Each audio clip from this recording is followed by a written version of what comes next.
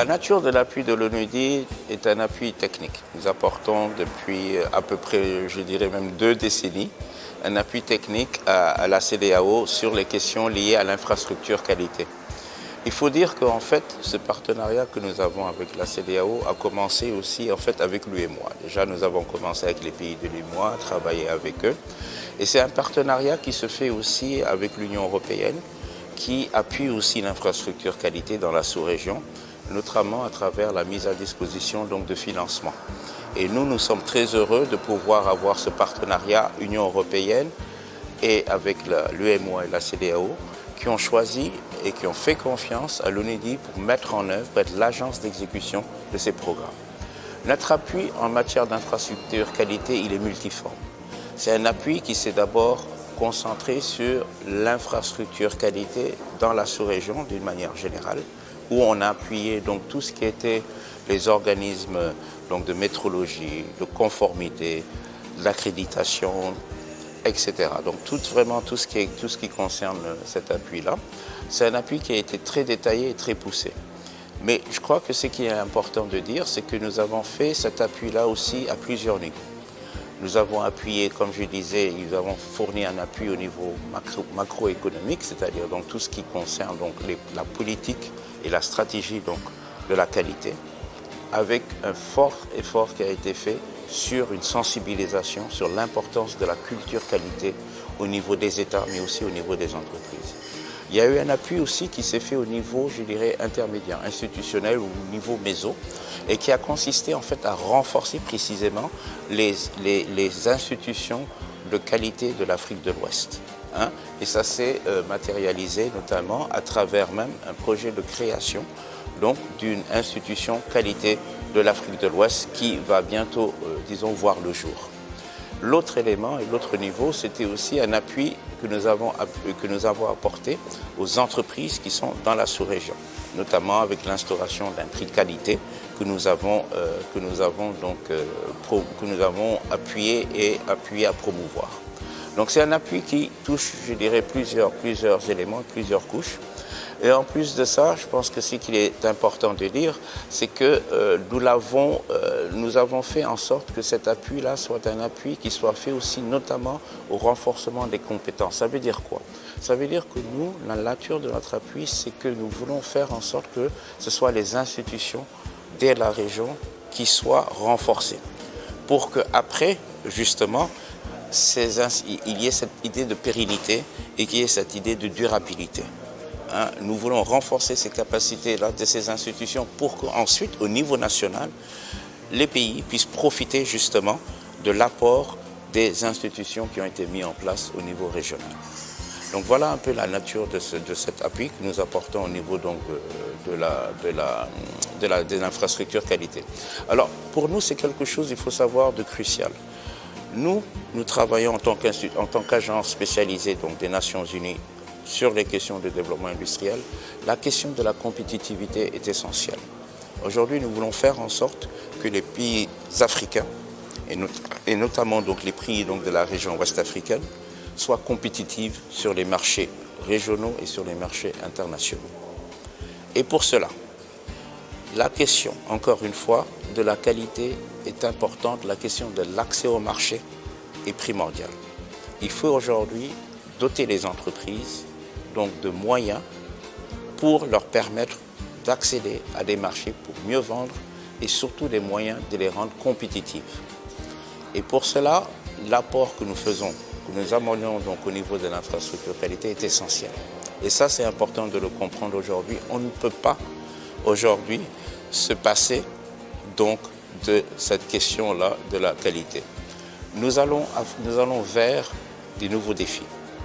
Nous allons déjà vers le défi donc, de la mise en œuvre et de l'opérationnalisation de la zone de libre-échange continentale africaine, la ZLECAf, qui, à notre avis, nous pourra être opérationnelle et surtout nous pourra être avantageuse pour les pays et les entreprises que s'il y a un réel développement de l'industrialisation au niveau des différents pays et si, à l'intérieur donc, de ces pays, la compétitivité n'est pas améliorée. Et là, encore une fois, ça passe par l'infrastructure qualité.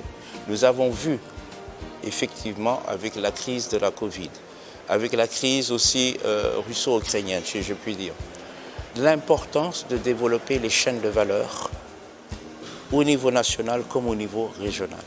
C'est devenu quelque chose aujourd'hui de stratégique pour les pays.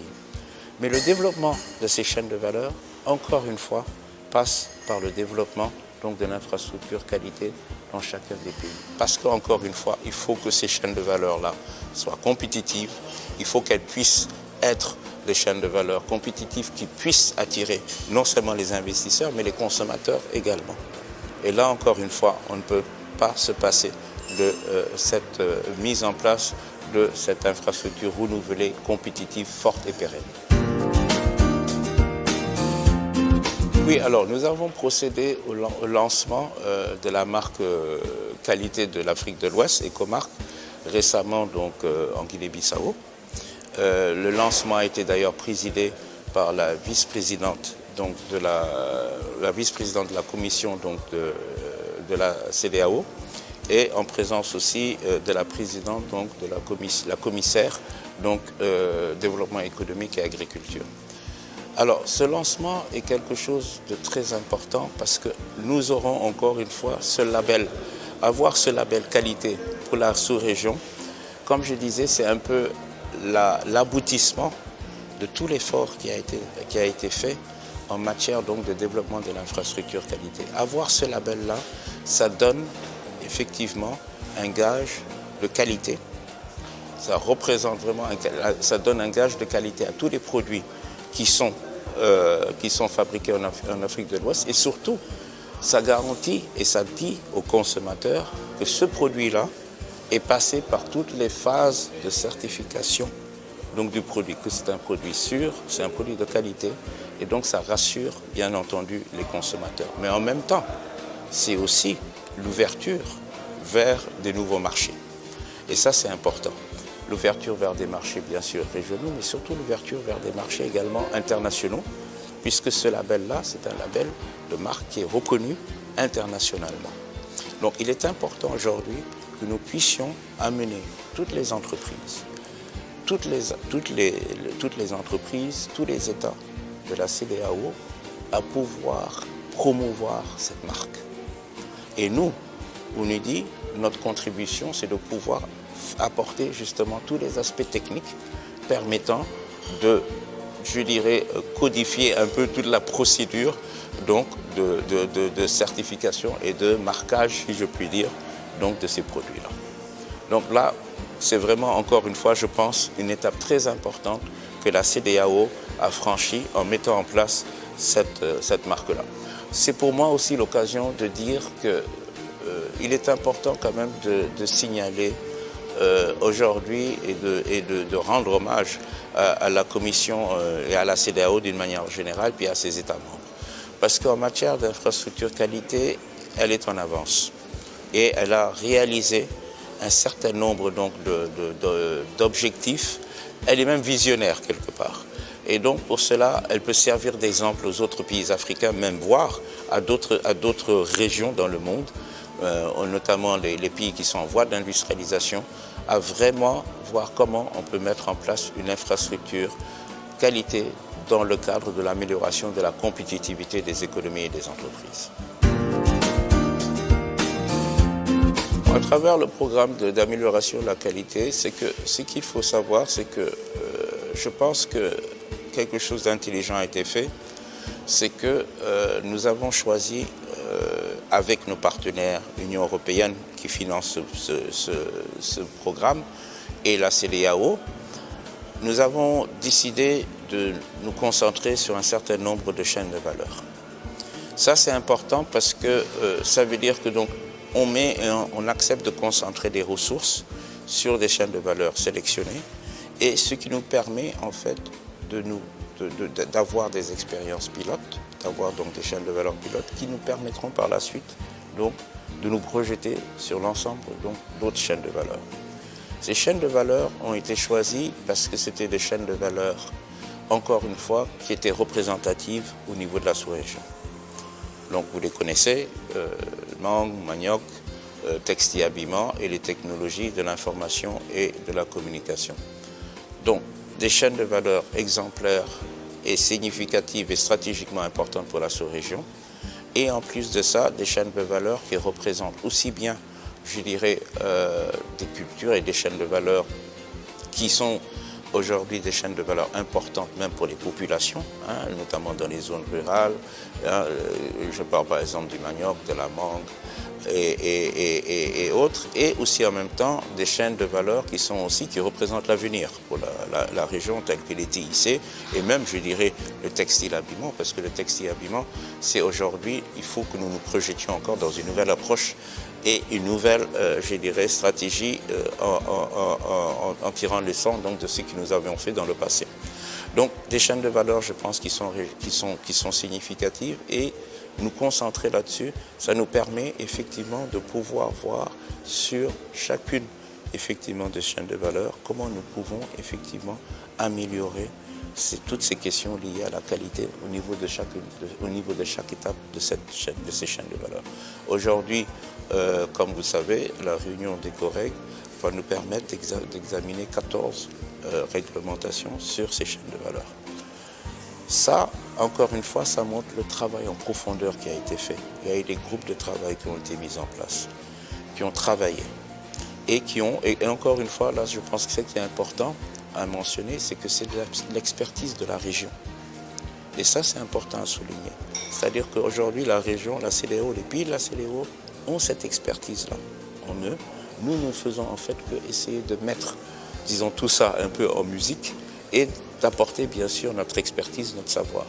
Mais tout se trouve dans la région déjà.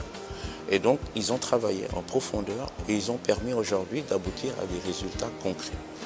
Et la preuve en est qu'aujourd'hui, avec l'Union européenne, la CEDEAO, il y a l'étude, ça a été dit ici par les différents intervenants, de la seconde phase donc de ce programme compétitivité et avec notamment une deuxième phase aussi donc de ce programme compétitivité et qualité, infrastructure qualité. Donc je pense que ça montre que c'est un programme qui a eu des résultats concrets et qui s'est concentré encore une fois sur des chaînes de valeur qui vont apporter réellement, qui vont avoir un impact parce que ça va impacter sur les revenus des personnes qui sont des acteurs qui sont impliqués dans ces chaînes de valeur et ça va permettre aussi en même temps de projeter la région donc dans l'avenir, dans l'innovation et donc tout ça pour avoir une meilleure compétitivité de nos entreprises. Donc pour nous en tout cas, on a été très fiers en tant qu'agence d'exécution d'avoir participé à ce programme-là et de pouvoir encore continuer à apporter encore notre savoir-faire dans la deuxième phase qui s'annonce très bientôt. Continuons à travailler ensemble. C'est en travaillant ensemble, en conjuguant et en coordonnant nos efforts communs, en renforçant le partenariat que nous avons avec la Commission, avec l'Union européenne, avec peut-être même d'autres partenaires techniques et surtout avec les acteurs locaux dans les pays, comme je disais. Renforçons ce partenariat-là parce que c'est grâce à ce partenariat, grâce à ce travail que nous avons fait ensemble, que nous avons pu enregistrer des résultats tangibles et concrets pour nos populations. Et maintenant, je pense que ça aussi, c'est quelque chose d'exemplaire qu'il faut souligner et c'est quelque chose qu'il nous faut absolument amplifier. Parce que chacun des partenaires, nous avons vu, a pu apporter quelque chose. Que ce soit l'expertise, que ce soit les ressources financières, que ce soit l'expérience. Donc tout ça a été mis en musique dans le cadre de ce programme-là. Vous avez vu que dans toutes les réunions qui ont été organisées dans le cadre du WACOM, il y a une réelle mobilisation des acteurs. Les gens viennent, ils parlent, ils contribuent et donc ça veut dire que le cadre a été mis en place pour pouvoir justement susciter cette discussion pour avoir des propositions et des impacts concrets.